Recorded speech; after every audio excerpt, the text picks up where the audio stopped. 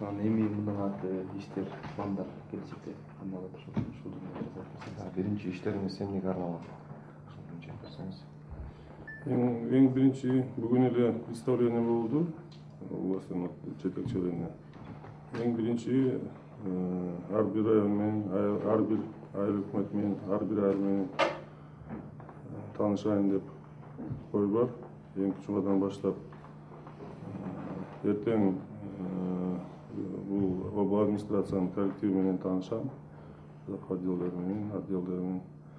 Анан эки жумадан баштап ар бир районду кыдырып, элдер менен кезигип, эмне проблемалары бар, кандай эмне иштеп атат, эмне иштебей атат, эмне үчүн ошону бир сыйра кыдырып, уже пландарды түзүп алайын деп ойлор бар да. Негизи азыркы заманда бизде менин оюмча бир эле проблема бар. Элге жумуш бериш керек, элге жакшы зарплата бериш керек, пенсионерлерге жакшы пенсия бериш керек, биздин балдар жакшынакай школаларга окуш керек,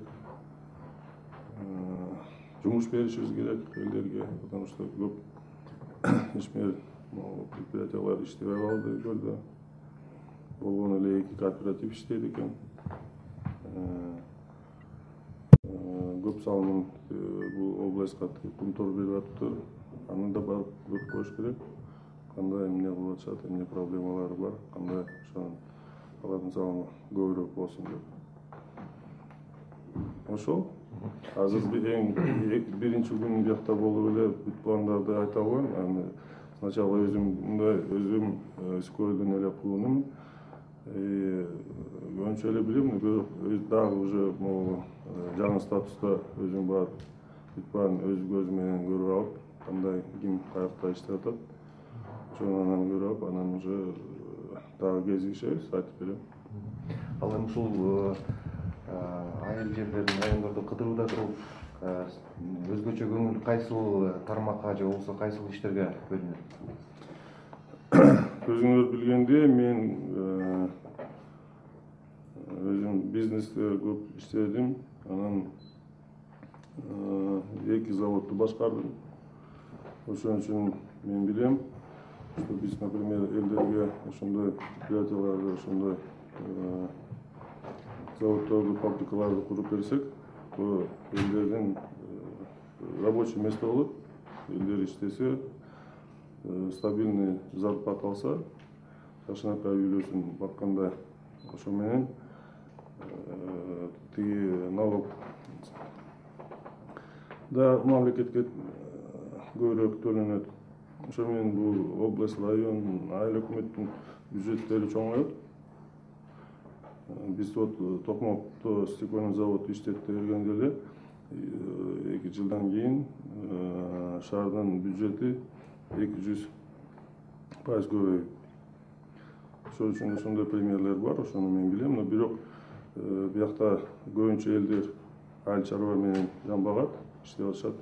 Ошон үчүн ошол жакка да көп